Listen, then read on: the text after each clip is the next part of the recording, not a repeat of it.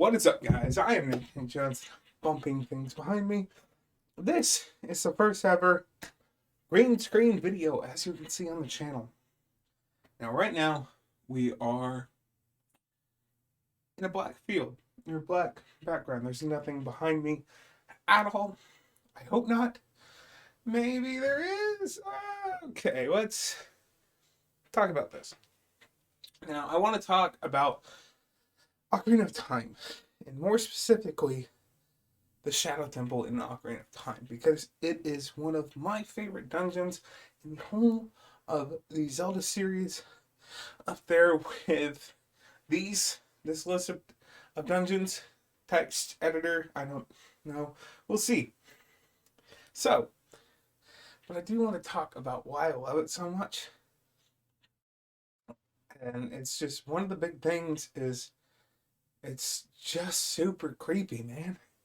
Like, it's just terrifying in a way.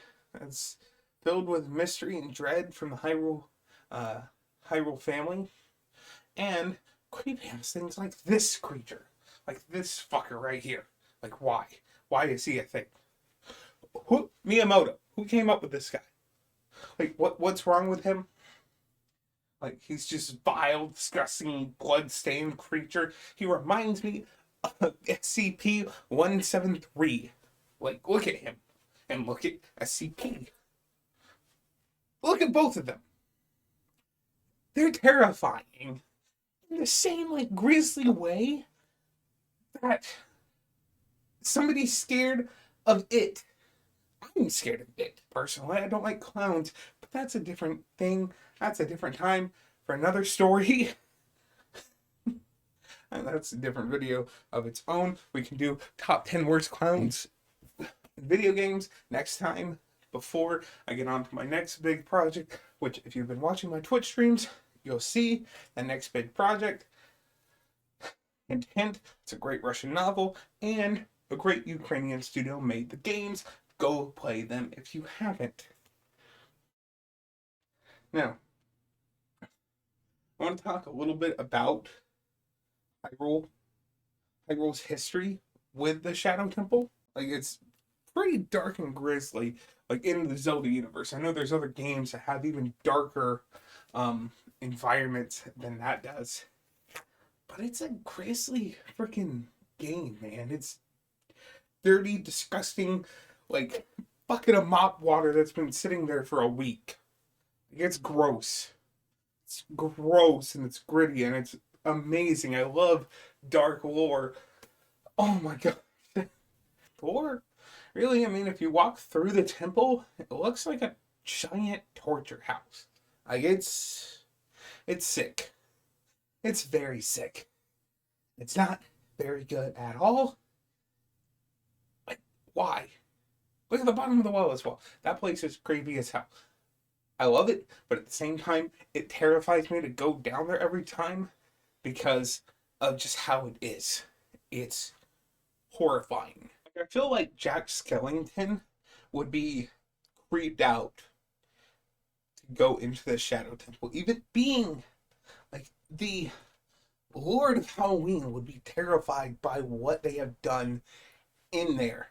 Like, shoot, I mean, some of the creatures in Nightmare Before Christmas are kind of creepy, but they're not that disturbing compared to something like Dead Hand.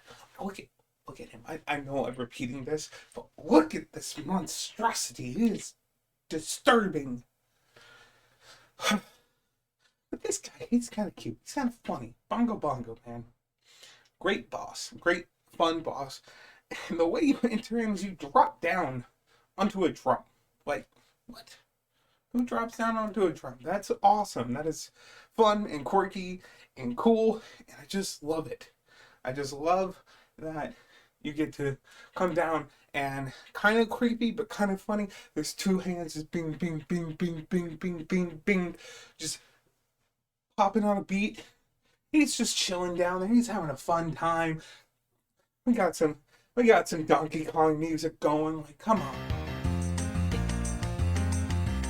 But when you put on the lens of truth and you see him, it's like, the first time when you're like 8.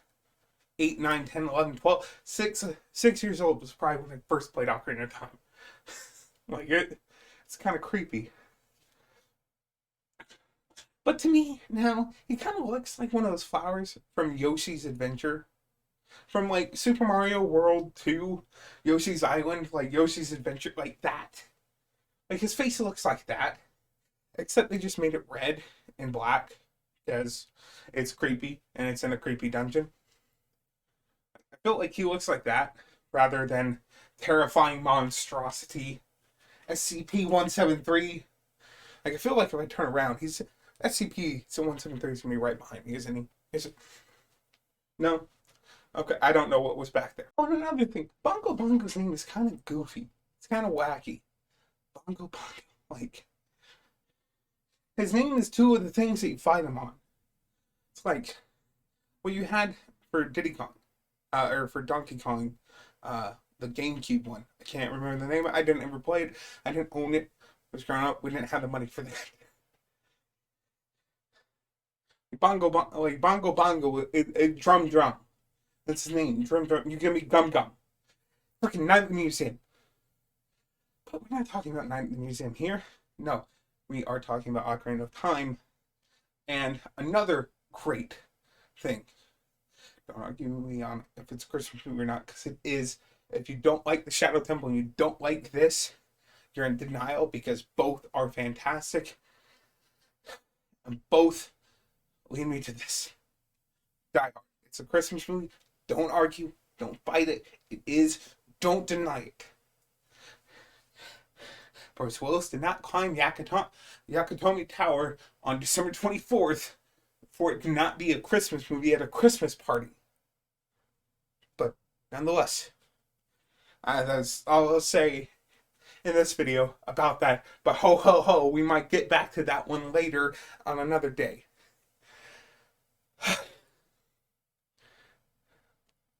But let's actually get into the Shadow Temple. What you guys have been here? We've been here, what, like 5-10 minutes? I don't know.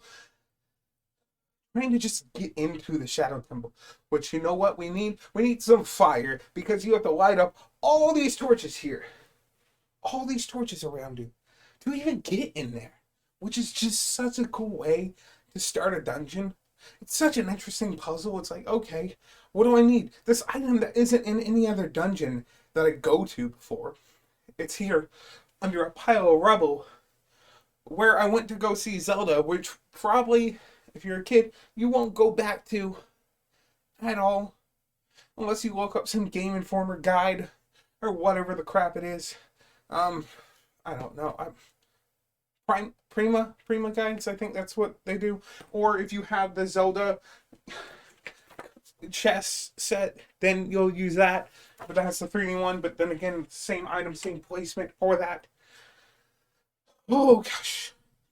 It's a really, really cool puzzle that starts out this dungeon that no other dungeon really does that. Like, yeah, to get in the Zora's Domain, you got to play a little flute, play the same song that you played for 3 other encounters in the game, just to be able to get in there. But no, the Shadow Temple, you have to go get an item, just like in Link to the Past. You have to go get an item that's in a completely separate spot that encourages exploration to get to that point in the game. This is why I love Zelda so much. Exploration, exploration, exploration. Why Breath of the Wild is such a good game, because it's literally just exploring. But we're not talking about Breath of the Wild today. We're still on Ocarina of Time and the Shadow Temple. And once you get in the temple, boom, you're in. What do you got to do? You got a hook shot across. There's no platforms or anything. It's just hook shot, and you're in. Met with the Shadow Temple, with a puzzle that if you turn too many times, it's game over. But unlike Camera Guy in Saw 1, we aren't going to perish. Sorry, spoilers for a movie that came out in 2003. It's 2022. You've had 19 years to watch this movie. Go watch it if you haven't. It's a brilliant piece of fiction and horror, and it works so well with the Shadow Temple itself. Because it's a giant torture device. It's a giant torture dungeon. And Saw 1 is a game about being in a bathroom for torture. Which is a poorly explanation, Saw 1.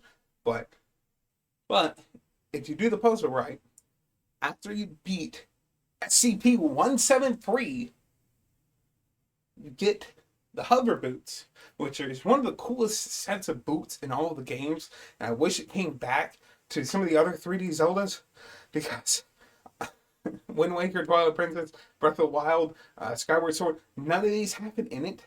Like, none of the 3D Zelda games after it does, or Majora's Mask for that fact, none of the games after Ocarina of Time had this one specific item that was really cool. And I feel like it had been really used in a lot of different ways, just like the top in Twilight Princess.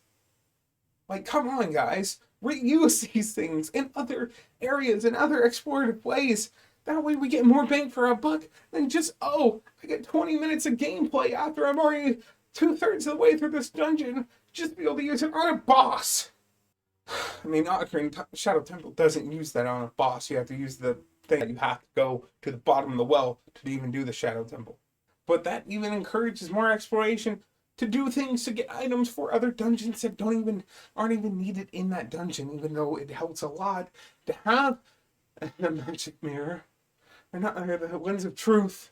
I call it the magic mirror because it's basically the same thing. They reveal things that aren't there. But getting carried away. Let's go on to the rest of the dungeon. After we have the hover boots, we're trotting along across the deathly divot that if you die, you have to go all the way back to the hookshot place. And now, we're actually in. You enter, you go through, you're in a scythe room. Deadly scythe room. You have to dodge under, get these silver rupees to get through, which is kind of cool, but I'm going to jump ahead a little bit to my other favorite part of the Shadow Temple, and why I love it so much, is this room here. This guillotine-filled room that you get to even fight a freaking Stalfos in, and you have to try not to fall off the ledge, or you go back to another bunch of Skulltula guillotines, which is still a really cool concept. Hallway full of guillotines. Oh, you think, I'm just going to have to dodge guillotines. Nope! You get hit by a Skulltula out of the blue. Like, what is that? Like, I think it's great design because if you're very attentive, you can see about an inch of leg on each of its legs on the floor that hang down out of the ceiling before it drops on you, so you can kind of roll back and then hit it. Because if you hit it with the arrow, boom, it's dead in one shot, or the hook shot. Either one works. But if you don't know where you're aiming, you can't hit them in the ceiling because the lens of truth doesn't even work on it, which is really crafty. But yeah, let's get back to the guillotine room. You go through, you get to another guillotine. There's a flaming Balbos out of the blue, out of nowhere.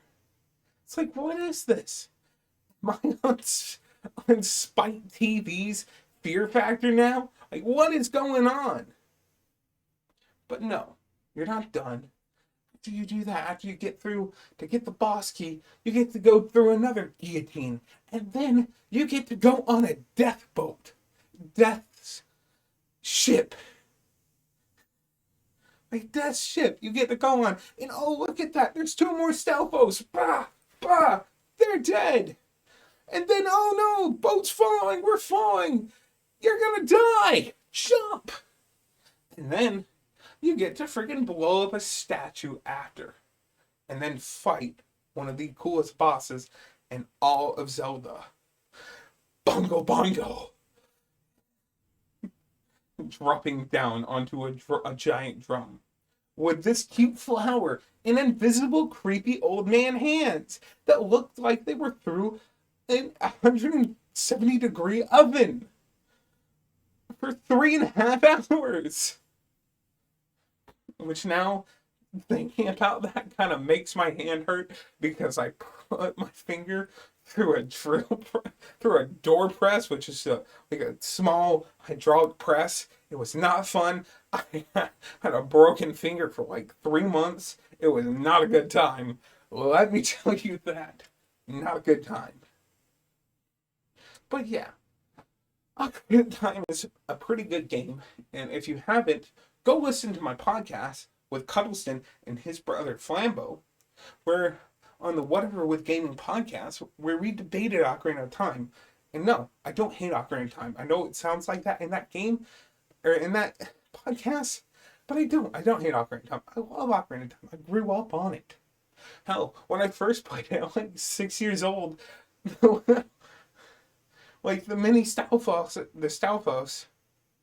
the Stall children, they scared the hell out of me. I came out of there and at like evening or late day and was just kind of like sitting there for a minute because it was like kind of cool that it could change times. Like I'd never seen it in a game before. I was 6. I mean, like there weren't as many games I'd played, but the day cycle and then the Stall Children came out. I was like, oh dear God, what the hell is this? And just ran back into freaking the Kokiri Forest and just stuck there. Didn't play it for a couple more years after that because I was too scared to keep going on. Like that's like my start with Ocarina of Time. I love this game. But Wind Waker is still my favorite of all time. And the redeads in that game are terrifying. But yeah, the Ocarina of Time ones are kind of creepy. But they also look like beef jerky. But these things, they look like ritualistic sacrifices. Like they look like a Mayan, like, who's been rotting for a century in a tomb. That is basically what they are. They are old aliens rotting in a tomb for like 1,000 years. For millennia. But, yeah. I love the Shadow Temple. I love Ocarina of Time. But this is why the Shadow Temple is my favorite. Because it's so interesting. It's so cool. It's so creepy. Just walking around it. Shoot. One area looks like the freaking catacombs. Like as in France, in the movie, As Above, So Below, which if you haven't watched, go watch it. It's a great found footage horror film. I'm not a big horror fan, but As Above, So Below is probably in my top 5 horror movies. But I just want to say thank you guys. As the time of this recording, my last video essay from the end of January has over 140 views, which is insane to me, and freaking 20 likes. I'm up to 40 subscribers now, which I didn't think I would get.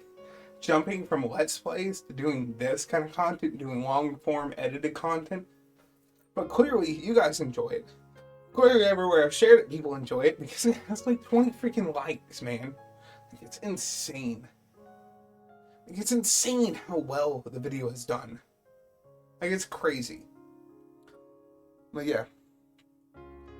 And I was planning on trying to get this video out last month, but I had really, really bad like mental health all throughout February.